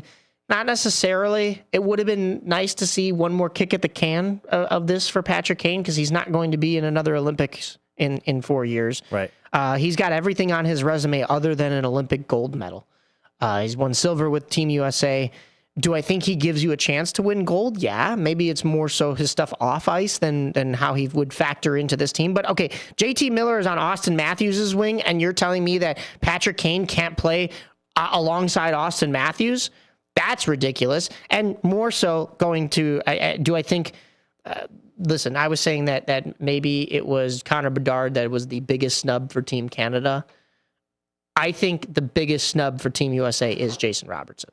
Oh yeah, without it. I mean, so I'm not saying the pedigree and the accomplishment. Absolutely. I'm not saying that my old what do you want to call it, the old significant other Patrick Kane versus the new the new girlfriend Clayton Keller. No, Connor Bedard. The old versus the new. I'm not saying that those are my biggest snubs just because they mean more to me. I'm just saying that Connor Bedard is, in my opinion, Canada's biggest snub. And I think, Patrick Kane deserved to be here to an extent, but my biggest snub is definitely Jason Robertson. Yeah. That's a weird one to me. And another weird one you could argue is Adam Fox being out versus having Brock Faber in, which Brock Faber is as a young kid too. I mean, this is his rookie year, right? With Minnesota. Right. And I mean, now he's playing with Quinn Hughes, which this is sophomore year. Yeah. I think you're right. But yeah, I mean, obviously, again, I think a little bit of the bias he's come in, right? Minnesota GM kind of picks the roster. They're going to go with the Minnesota defenseman. He does play with, obviously, Quinn Hughes' teammate on USA and Minnesota now. Yeah, that's huge. But I just think that's going to be interesting as far as just because I think Adam Fox probably provides a little bit more offensively than Brock Faber will. Yeah. And Quinn Hughes and Brock Faber aren't even listed as being on the same line. Now with the Seth Jones injury, maybe that gets changed. But actually, do you know who could come in and take the spot of Seth Jones? Somebody even better? Who? Setting rookie records, arguably the best defenseman in the league last year. Why am I drawing a complete blank? Because it's Lane Hudson. Oh, of course. Yeah. Local Chicago boy, Lane Hudson. Yeah, Lane Hudson. So, duh. He's arguably his brother's coming too. He's got to be in the discussion of top 5 defensemen in the league, probably. And I mean, you could go back to Team Canada. Matthew Schaefer didn't even get an idea. Yeah, okay, push. Matthew Schaefer. Matthew Schaefer's a little young. I would take Bedard still over Schaefer. Yeah, but Lane Hudson could very easily take the spot of Seth Jones. If obviously we hope Seth Jones is all right, but Lane Hudson for sure. Now listen, Quinn Hughes was making this team regardless of whether he was a Minnesota Wild player or not. It's not anything Billy Guerin is biased about. Yeah. But Billy Guerin making that trade for Quinn Hughes to now see how he plays with Brock Faber, I think is that much better for Team USA. So it does help their back end. Like I think we were alluding to when we were talking about Team Canada. Team Canada is offensively heavy and very scary. Don't underestimate them. I think their defense is a little bit lackluster, and then their goaltending is good. I think the USA defense and goaltending is much better as a whole. Oh, it's definitely the advantage, if you will. Yeah, I think the USA offense is maybe a little bit. That's why I'm saying one of the biggest snub questionable is Robertson. But when you look at this defense, I don't think they missed, and I think the whole Adam Fox thing, I don't think that was a bias thing, taking Brock Faber over Adam Fox. I think it had a little bit more to do with you didn't see a whole lot from Adam Fox in that Four Nations face-off, because that was the last time you got to see these players representing their countries. As much as you want to say it was an excuse for an all-star game and it wasn't, this big proper tournament like the Olympics are going to be, I think you just didn't see enough from Fox in that tournament to really solidify his spot. Charlie McAvoy was injured, if you remember, so you're going to see a little bit more out of him. Jake Sanderson had a great Four Nations, so you're basing it off of their most recent play for their countries. I think getting a different look, and then maybe also on top of that, having that chemistry with Quinn Hughes is why Brock Faber gets there. And also, I think actually though, Brock Faber, this is his third year in the league, isn't it? Because I'm pretty sure they made the comparison, Minnesota Wild fans, Brock Faber to Connor Bedard in that first year. If you filibuster all that, but other kind of discussion we could have maybe is if Noah Hannafin doesn't make the team and Jackson Lacombe goes in instead. I think there's a lot of underlying metrics that, especially on that left side of the USA defense. True. I think those are some things that we could discuss. Yeah, that's always possible as well. So who knows? I had an issue with the goaltending, but it's a small one because, listen, I got to see Connor Hellebuck play live this past week, talking about that Jets versus Red Wings game. Connor Hellebuck is on a team that is just as bad as the Chicago Blackhawks with the Winnipeg Jets this year.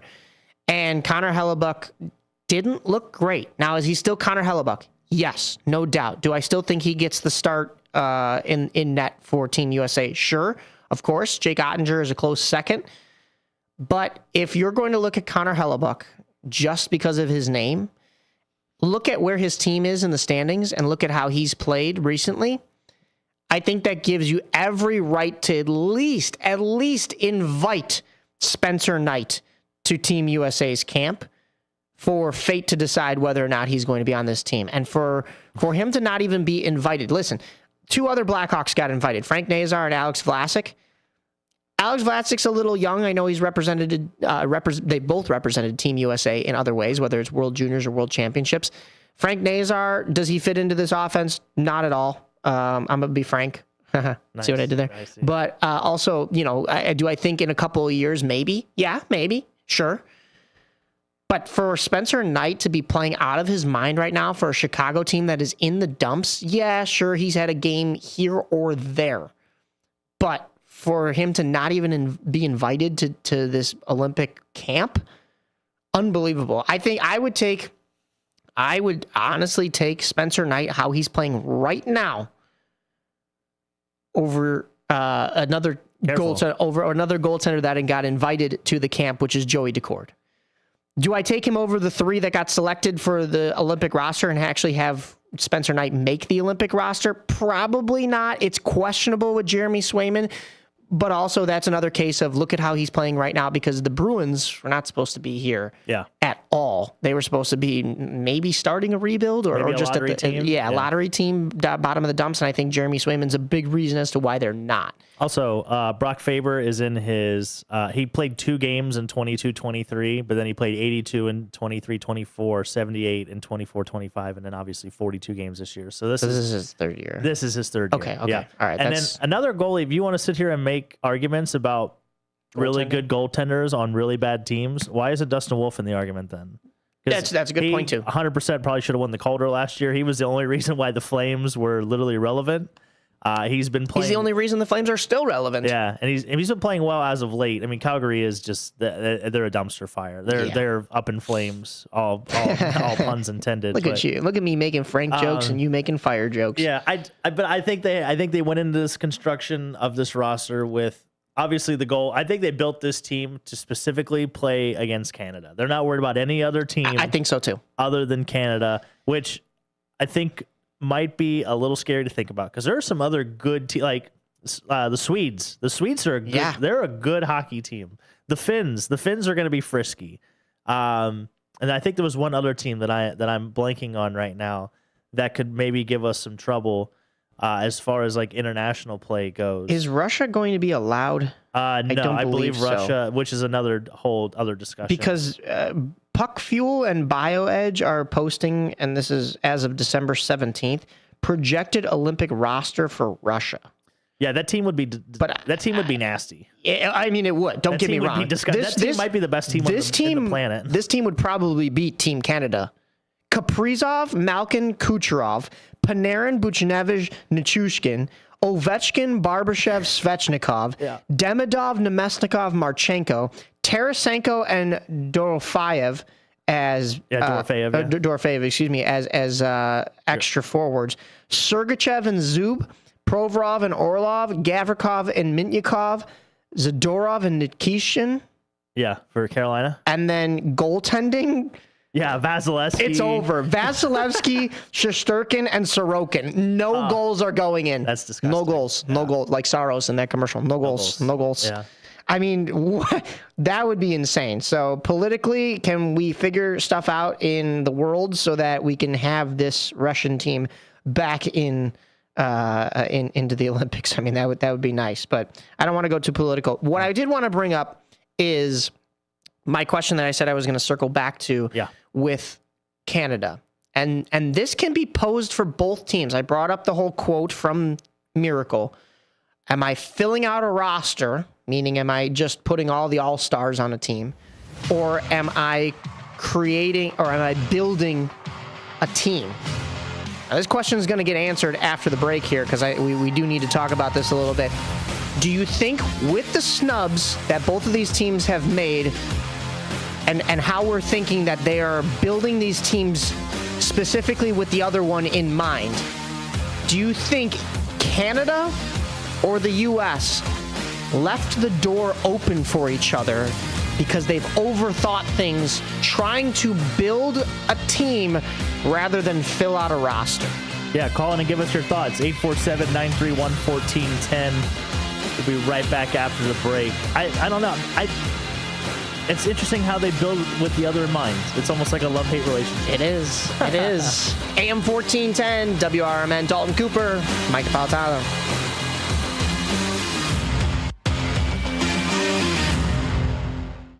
I am a non-attorney spokesperson representing a team of lawyers who help people that have been injured or wronged. If you've been involved in a serious car, truck, or motorcycle accident or injured at work, you have rights, and you may be entitled to money for your suffering. Don't accept an offer you get from an insurance company until you talk to a lawyer. And we represent some of the best personal injury lawyers you can find. Tough lawyers that will fight to win your case. And they're so good they stake their reputation on it by only getting paid if you win. So if you've been in a serious car, truck, or motorcycle accident or hurt on the job, find out today for free what kind of compensation you may be entitled to. Call the legal helpline right now. 800-257-3148.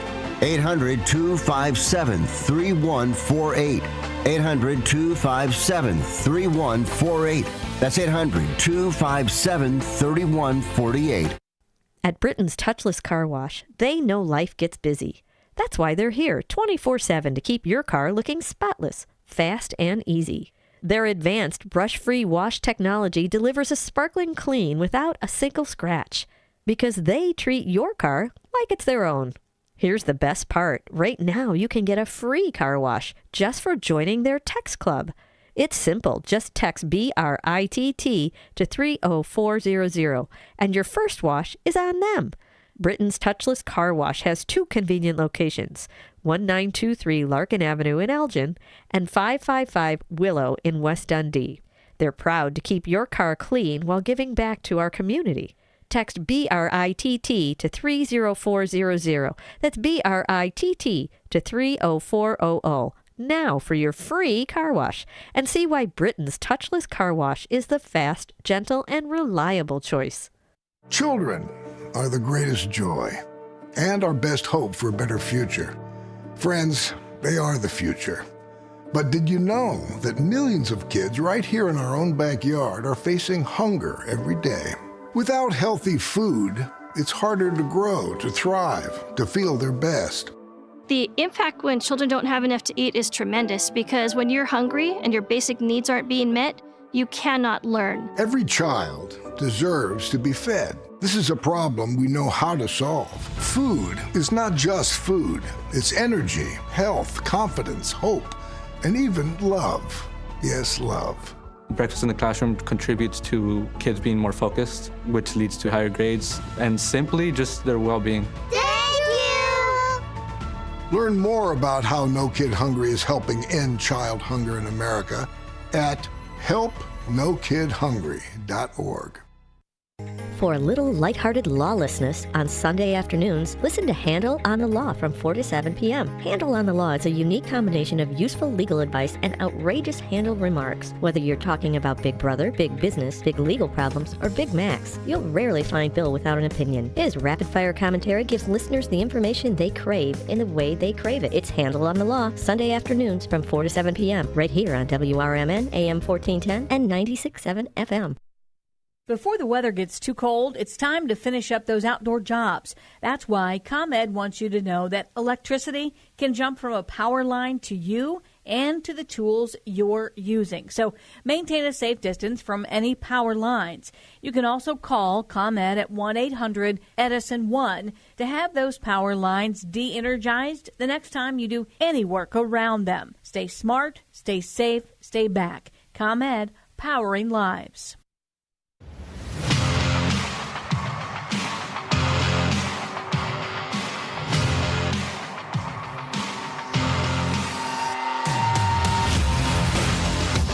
Welcome back to AM 1410 WRMN. You're listening to On the Rise here at the 11:30 mark. You can follow us on all of our socials. That's On the Rise on Instagram, Facebook, TikTok, or just WRMN MySpace. on all of MySpace. You'll find all your top 10. your top 10 MySpace. Yeah, for your Spotify Wrapped or whatever it is. Make sure that you are joining in the conversation with us, whether that is through the text line or the phone call line or even on YouTube. That is best for us to get in touch with you so that you know that you're a part of the conversation here. Sports Saturdays right here on AM 1410 WRMN rolling through, but right after us it'll be the Chief Guard of the Republic. So we have another half hour. I did pose a question before we went to break talking about, do you think either Canada, and I lean towards Canada, do you think Canada left the door open for the United States to steal gold from them with some of the questionable decisions that they made and questionable decisions that they didn't make? No, I think it just comes down for Team Canada. It's very simple. It's who's going to play in net. That's literally what their team's going to boil down to, is who plays in net and how well do they play in net. And that is literally going to be the thick and thin of it for Team Canada. There's literally no other questions of, or I guess worries from a talent perspective or go either way. But goalies are voodoo, man. You never know what you're going to get. And if you don't pick the right one at the right time, it could get real ugly really quickly. It's true. Do you think the U.S. left the door open too much for Canada? It's hard to pose that question that way because I think it's Canada's Olympics to lose, right? Yeah. But do you think that, with how good the U.S. hockey has been, whether it's at the World Junior level, the World Championship level, or even coming close in Four Nations face-off, do you think the U.S., with some of their snubs, whether it be Johnston or even Patrick Kane, do you think that they left the door open for Canada? No, I think they built this roster with an idea in mind. Like I said earlier, I think they wanted to encompass players with a couple different skill sets and not just like kind of one trick pony kind of guys. And I think the biggest, I don't know if it's a big mismatch, but I do like John Cooper over Mike Sullivan quite a bit behind the bench. I don't know if that's going to make a huge difference with this much talent and everything going on, but I think that might be something that can lean toward Canada's way as well. Yeah, you can't go wrong with a guy who has been to 4 Stanley Cup finals, coached Canada. I shouldn't say it like that. Coached Canada in numerous different tournaments. I mean, John Cooper is just one of the greatest coaching minds, especially for a guy who didn't play. And he came up through, he was not some hot shot. He literally came up through the Tampa Bay Lightning organization. He was an AHL coach and then got promoted. And even before that, he was coaching. He got into hockey, coaching bantam hockey. Like, I'm talking little kids, midget hockey. Like, that's the proper term, but bantam, midget, all those levels, and then decided, hey, I guess I could just do this. Yeah. And never played legitimate hockey. I don't even think he had a minor league career by any means. And makes guys like me feel a little better about themselves. Yeah. Talk about hockey. Is he not the Ted Lasso of the NHL? I'm probably a little more accomplished. But I like that. A little less quirky, but is kind of like, here's a better example. Motivator. He's a Ben Johnson.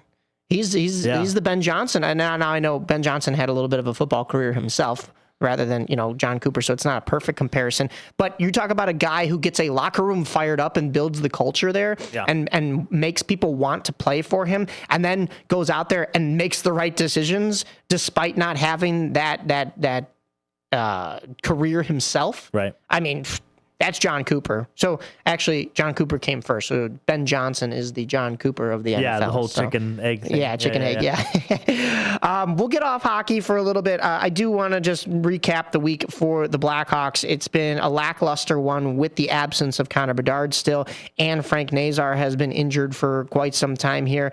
Despite that, the Blackhawks did finally get their first win in quite some time when it came to playing against the Dallas Stars. Not only did they beat them in Dallas in a shootout, which was beautiful. We got a chance to see a very first goal, and we'll get into that. But then also the Blackhawks come home in the new year, and they get a much-needed win against the Dallas Stars once again. So it's been interesting. They did hold on to that 4-3 victory. A beautiful goal from Ilya Mikheyev, powering his way to the front of the net. Yeah. But we go back to that shootout. Nick Lardis had the winner, the shootout winner in that one, didn't he? Nick Lardis getting his very first shootout winning goal for the Blackhawks, and that was a 4-3 final as well. So a little bit of deja vu against the Stars there.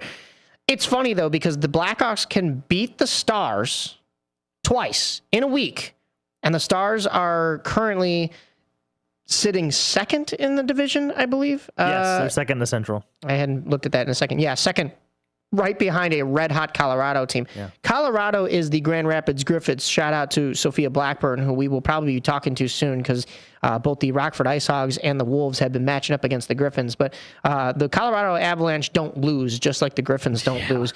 Colorado is the NHL version of that. They have played 39 games. They have 30 wins. Yeah. 7 overtime losses. That only leaves room for 2 regulation losses. I know I put up a 1, but I was pointing. I meant 2. They might break the record. Losses. They're on pace for it. 67 points. That's in... Don't do it. 67 points for Colorado. Dallas, though, they're actually tied for second with 57 points with Minnesota. And Minnesota, of course, made that move to get Quinn Hughes. So be very worried of them. But when we go back and we look at the Blackhawks week, those were the only 2 wins, unfortunately. When they wrapped up the season, wrapped up the year, with losses in the shootout to the Islanders and then a 7-3 loss to the Penguins. Yeah. Not what you want to see from a team that with still Spencer has... Knight in that. Yeah, I knew you were going to bring that up because I think I said in there that there have been a couple of questionable games from Spencer Knight. If I didn't, it was in my head. Fantasy team. That's the reason why I remember that one. But yeah, 7 goals from the Penguins. A team that, yes, still has the offense when it comes to Malkin and Crosby. And Carlson. And Carlson. But doesn't have the goaltending when it comes to, well, it was Tristan Jarry and now even Stuart Skinner. So that 1-for-1 goalie trade didn't do much for them. And yet my boy Shelovs, man. Shelovs is the future. Shelovs was in net for that game. So that's maybe some of the reason why the Blackhawks couldn't muster up some goals. They would have needed 8 to win that game, unfortunately. I don't think that would have been possible, but yeah, tough go for the Blackhawks as of late. Yep. When we look into their upcoming schedule, they have a 6 p.m. game in the nation's capital tonight against Alexander Ovechkin and the Washington Capitals. Then they'll be home against the Golden Knights tomorrow. Jack Eichel and the Golden Knights come to town at 6 p.m. Blues will come to town on Wednesday. That'll be on TNT, True TV, and HBO Max.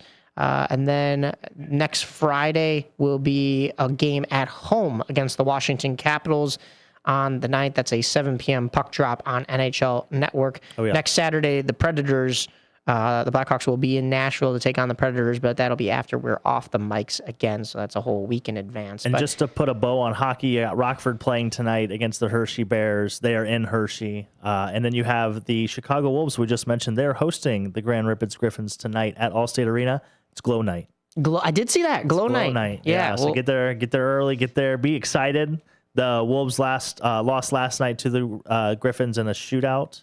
So they're still one of the only teams to take Grand Rapids to a shootout. They beat them once in the shootout, then they lost once in the shootout. So that's impressive. They do match up well, these Wolves with the Grand Rapids Griffins, but we'll see. And we were talking about this Wolves team that fired head coach midway through the season, and yet they were sitting in third, and like you had said, one of the only teams to have beaten the Grand Rapids Griffins, and they're still chugging along, even with the coaching change. And it was a weird coaching change, but I don't think it affected them too much. In fact, they were in third, only a point back from Manitoba. Now they are in second, only behind that Grand Rapids Griffins team, which I've multiple times on this show have said are basically uncatchable at this point. 56 points. That's hopefully insane. Within the next couple of weeks, we'll be talking to some of our hockey correspondents, whether it is Sophia Blackburn with the Grand Rapids Griffins, since that's a little bit relevant here for Chicago AHL and Rockford AHL, but then also with Chicago AHL, we have the beautiful and talented Hannah Arbitman, who also hosted the PWHL. They'll be coming back to town in March, so maybe we'll pick Hannah's brain for a little bit as well.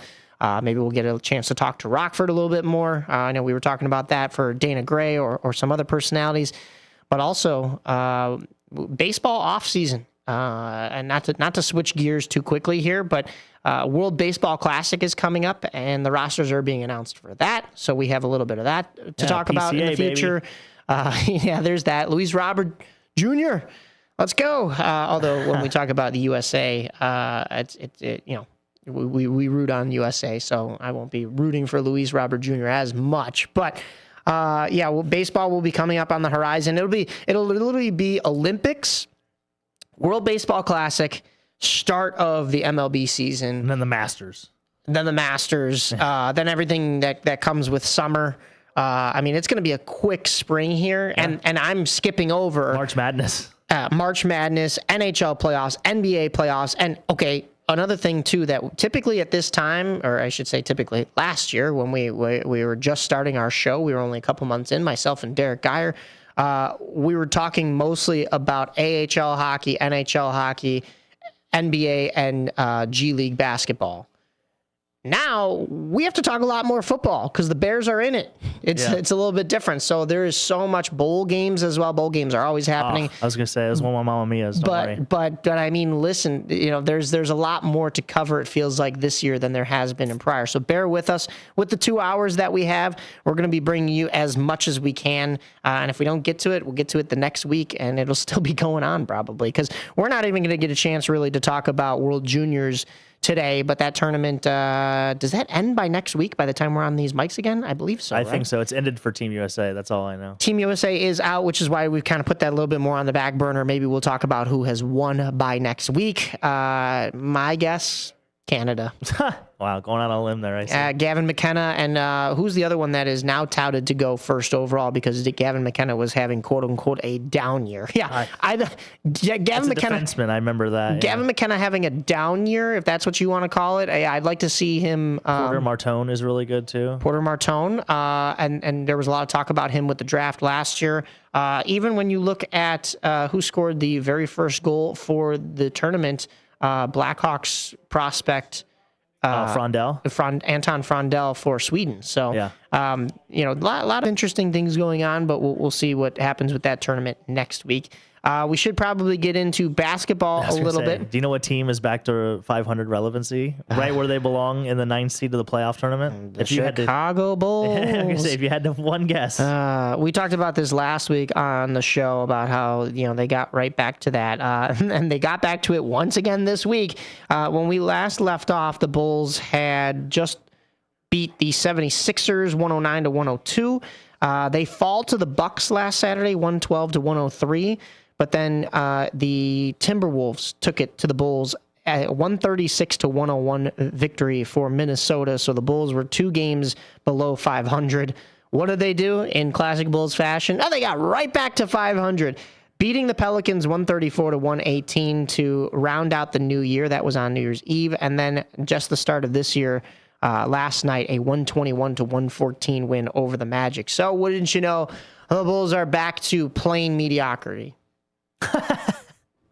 That's all I got. You sound so thrilled about it. No, yeah. Buzelis had a pretty sweet dunk against the Magic, though. That was he did. The highlight of the game. Jalen Suggs, you are on a wanted poster or literally anybody's poster in their room because that was the biggest dunk of the year from Modest Buzelis. That was incredible to watch. And they do take on the Hornets today at 7 o'clock. Yes. Hornets are at home. Hornets are 11-23, so this should be a win for the Bulls.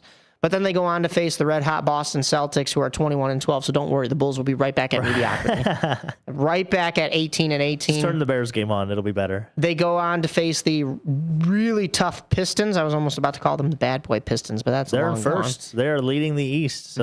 That'll be right where I was just at Little Caesars Arena. So Pistons will have home court advantage on Wednesday at 6 p.m. Thursday, the Bulls come back home to face the Heat. Heat are 19-15, so this is going to be Pistons. I don't know. Did I say they're 25-9? Yeah. This is going to be a very tough week for the Bulls. And then next Saturday it'll be the Bulls against a weaker Dallas Mavericks team, 12-23. So, what this is going to look like? Bulls are going to win against the Hornets, lose to the Celtics, lose to the Pistons, probably lose to the Heat, win against the Mavericks.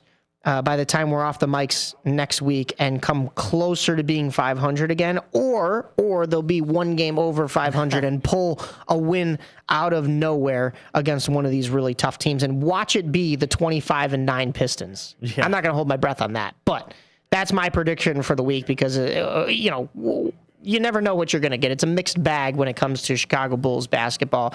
But one thing you are guaranteed is 500 basketball and a play-in round spot. Not a playoff spot. No, you're asking too much. Play-in round spot so that you could get eliminated by the second game of the play-in rounds. That's what you're guaranteed with Bulls basketball. A home game. Woo! Yeah, who doesn't have a home game? One extra home game a year for them to make a little bit more money off of these fans who are desperately asking for some competitive basketball, and they'll never get it. We had it for 10 games? Oh, maybe not even, but okay. yeah. I know they started the season 5-0. Yeah, sure. Yeah, maybe it was 6-1 or something like that. Yeah. Maybe the Bulls will play an 82-game season one of these times instead of a 41-game season with that extra home game in the play-in round. Don't forget, buy your tickets. Yeah, buy your tickets. I hate it here. Did you happen to? Illinois did win their final bowl game, by the way. Luke Altmaier goes out on top. They did. So I did see that. That was huge. And the Illini basketball team right now is ranked 20th in the country. Unfortunately, Northwestern is a little lackluster. They're 8-5 this season, but the Fighting Illini are 10-3 currently. So we've got some good basketball we can watch around this area a little bit. Maybe not lean so much into the Bulls and start, maybe watching the kids a little bit. And the Illini were good last year. So, I mean, we're coming back to University of Illinois being a basketball school. I think they kind of always were, but for a while there, they didn't really live up to those expectations I think that most people had for them. They made it to Sweet 16 last year, I believe it was. Yeah. They didn't get to the 8, right? The Elite 8. I almost think they got. I almost think they did. But did they get to the 8? I have to double check you're that. Asking too much. But yeah, hey, who knows? March is crazy, so maybe it'll happen again. We'll keep you posted on that, like I said, as well. And then when we get Nick Johnston back, we'll catch up with our Windy City Bulls, who are back in action. I do know that tonight will be another one of those card shows at, I almost called it the Sears Center, the Now Arena. They had one last night, but it was back by popular demand, and they're on back-to-back nights. So if you can get out to Hoffman Estates and go out there for the card show, you'll get a basketball game as well. So G League Bulls are back, picked up after the little bit of holiday break or that away streak that they had for a little bit, and we'll see if they can get back to some winning ways. The Illini did get eliminated in the Sweet 16 by Kentucky last year. That's what it was. Yeah. Okay, yeah. So, yeah. You got some Mia's. We got We got like 7 minutes here left, give or take. Have we given enough of quote unquote Mamma Mia's through what we were griping about through the snubs? Oh man, I don't know. I thought I had a little better one. Did you watch the end of the Ole Miss and Georgia game by chance? The football game the other night? I did not. Oh, I did not. Mamma Mia, you missed a doozy. There was literally 1 second. So Ole Miss kicks a field goal, Michael, with about 6 seconds to go. I think 5 seconds to go to take a 3-point lead. 3-point lead. They turn around with the ensuing kickoff. Ole Miss kicks it to Georgia. Georgia starts to return the ball out. Okay, there's 5 seconds left, right? So you need kind of a miracle to begin with if this is going to happen. He goes to lateral the ball, Georgia player does, on the kickoff return. The ball ends up skipping and missing the player, hitting the pylon and going out of bounds, which by rule is a safety. So Ole Miss does get a safety. Pylon. The problem is that the clock operator, it went to zeros. But when you watched it in replay, there was 1 second. So literally, like the team's coming out, the coaches are shaking hands. Michael, the stage and the trophy are on the field. And the refs come out like, oh, no, we got 1 second left. 1 second left. So they take everything off the field. There's confetti on the field at this point, by the way. There's confetti like in the bottom right-hand corner of the end zone. They do the onside kick.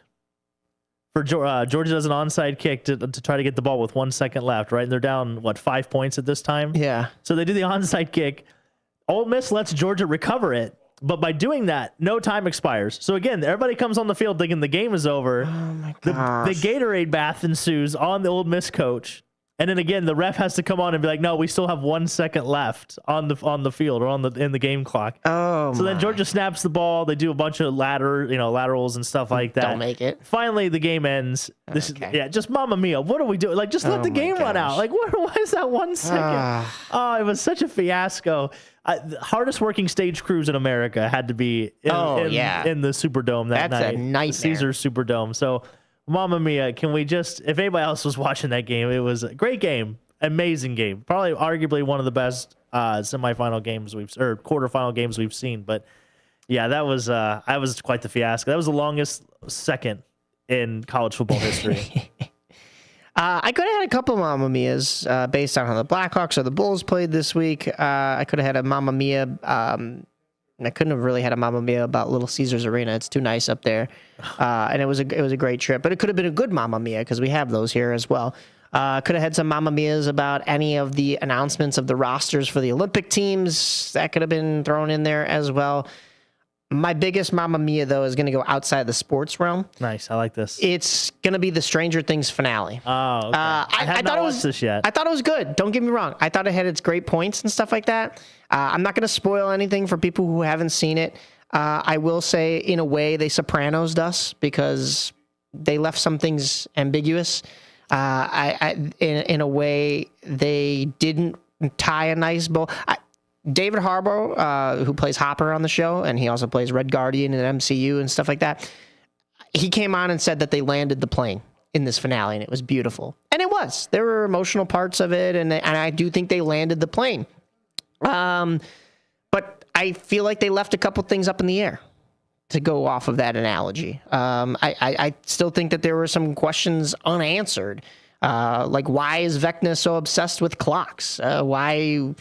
I don't know. There was just a lot that like didn't make sense. And after we got Volume 2 on Christmas Eve into Christmas Day, Christmas Eve, whatever that was, there were a lot of people that were like, yeah, this finale being 2 hours. Because first of all, Volume 2's episodes were supposed to be like 2 hours long each. So they were each going to be a movie in and of themselves. And then their run times got cut down. Not sure if that was by Netflix or by the Duffer Brothers themselves. But I really do think that like, there were a lot of things either omitted. I'm not saying that there's like some Snyder cut or whatever, but after Volume 2, I think a lot of people were like, well, there's still a lot unanswered, and this finale better wrap it all up in the 2 hours that it's going to be. So they put a nice bow on it. I think it could have been a better bow. I think there was some oversight. I think it was good writing, most points, a little bit of weak writing here and there. have yet to see But I understand. I can't wait for more explanations to come out. Are you a big Stranger Things guy? I've never seen it, and actually, At all? me and my girlfriend were just talking about this the other day. That maybe we should start watching it now. Now that everybody is up in arms, it's kind of like Game of Thrones. Like I still haven't seen Game of Thrones yet. I know I'm really outing myself here. I'm with you. I haven't seen Game of Thrones either. I know people were really upset with the finale, and they felt it was rushed compared to like the actual. I guess there is an actual like storyline with books and stuff like that. So if I ever get to watching Game of Thrones, I'll have that in the back of my mind. Definitely do go back and watch Stranger Things. I think season 1, obviously season 1, they're setting the tone. Shorzy. Nice. They're setting the tone with season 1, but I think season 4, obviously, you get more of like the big bad in Vecna and a lot of other things starting to unfold, is the best season. Because they really start to, because you have to keep in mind, season 1, they were making something that they didn't think was going to get renewed on Netflix. Yeah. So they didn't really have the full story. There's no books to go off of. They just had like an idea of a story, and they were like, it'll be interesting if we do this, and let's see how it's received. And then when it got received, they were like, okay, we kind of had this idea for it. Let's go in a completely different route and make it so much more of a universe, make it so much better. And I loved it up until season 4. And season 5 is great too, don't get me wrong. I'm not saying it's bad by any means, but I think it could have done a little bit more heavy lifting. So, well, it looks like I got to go home and watch Stranger Things from now on. Yeah. At least my boys. I'm not gonna say it. I'm not gonna say it because it's a spoiler. It's a spoiler. But people I wanted to not die didn't die. So. Oh, thank God. We're good. Thank God. And now I'm rocking the Steve Harrington hair. So. Yeah. Well, we appreciate everybody tuning in. Make sure to follow us on the social medias: Instagram, Facebook, everything in between. Sign us off. Yes, Dalton Cooper on the board. Thank you again. Myself, Mike Napolitano. We'll have Nick back next week. You're listening to On the Rise, AM 1410. Tune in to Big Top Sports with Derek Geyer every weeknight from 6 p.m. to 8 p.m.